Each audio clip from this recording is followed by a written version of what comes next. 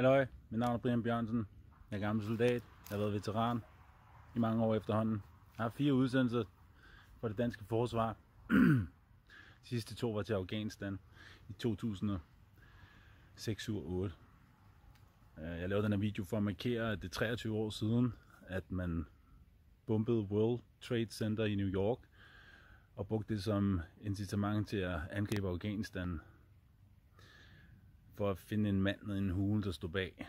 Men det ved vi alle sammen godt efterhånden, at det var ikke sådan, det hang sammen. Problemet er bare, at det er de samme kræfter, der står bag, som stadig sidder ved roret. Og alle dem, der udfordrer dem, man kan se, hvordan det går. Der var ikke nogen masseødelæggelsesvåben i Irak. Der var ikke nogen hulemand i Taliban. Det hele er fucking set up til at få os herhen af, hvor vi er på vej hen nu. Der er nogen, der har infiltreret vores regeringer. De har sørget for at destabilisere Mellemøsten igennem krig med bomber, demokrati. De mennesker, de har slagtet Gaddafi, Hussein, Osama. Og prøv at se, hvordan der ser ud i Irak nu. Prøv at se, hvordan der ser ud i Afghanistan nu. Og prøv at se, hvordan der kommer til at se ud i Ukraine. De her væsener her, de styrer vores regering. De styrer banksystemet. De har lavet vores skoler. Og de lyver og bedrager og har ikke bestilt andet, siden vi alle sammen blev født. Man kan nu tage til Rusland, hvis man er træt af GMO og LGBT og bullshit. Så kan man få lov til at dyrke sit eget landbrug. Og leve et mere fornuftigt liv, end det vi kender til i Vesten, med det her nye politiske korrekthed, og hvad vi er. Altså, hvornår har I fået nok? Det er utroligt. Det er utroligt.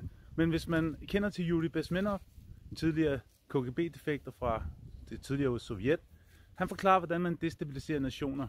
Og det tager ikke mere end 15-20 år. Problemet er, at der er gået 40. Hvad vi gør.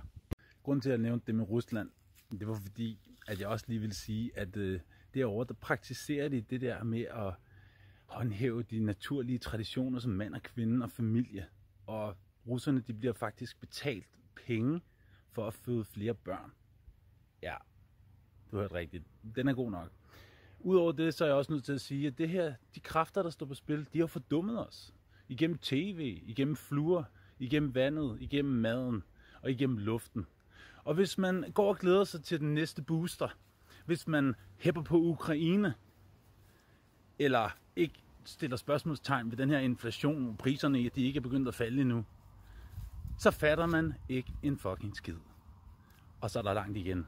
Men til alle jer, der godt ved, hvad det er, jeg siger, og det resonerer jeres grundvold, tal med jeres naboer, stå jeres grund, bliv ved med at tale sandheden.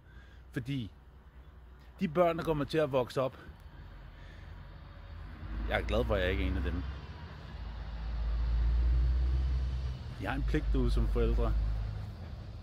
Og husk, at medicinalindustrien ikke er til for at hjælpe jer. Hvis man vil have det godt, så skal man gøre det selv. Det hedder, rens din psyke igennem daglig praksis af meditation, qigong, yoga, meditation. Flere gange om dagen, hvis man ikke har tid til at gøre det i 10 minutter. Gå i sauna, sved, træn, motioner, drik rent vand for Guds skyld. Den bedste investering, du kan gøre, det er at investere i et ordentligt renseanlæg. Det er ikke nok med en eller anden Dafikan eller et eller andet pis. Jeg kan kun anbefale reverse osmose og en destilleringsmaskine, og så alle de dyre anlæg, der koster flere tusind, ligesom Kanken-anlæg.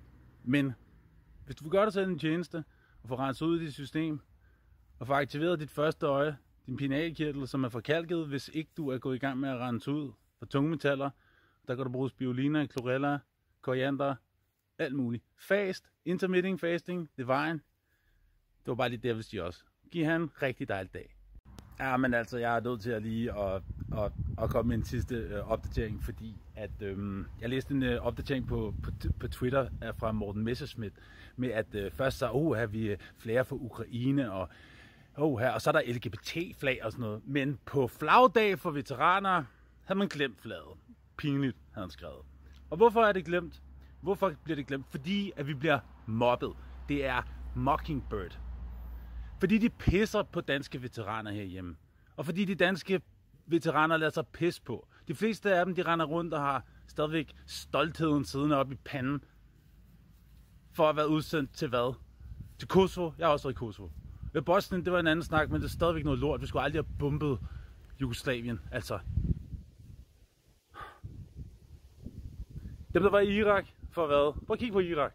Og Afghanistan igen. En af mine bedste venner, han mistede benet. Jeg har mistet 9 kollegaer dernede, over det dobbelte antal såret. Jeg var på hold 1 og 4. Det var de vildeste hold. Men jeg render ikke rundt og er stolt over det.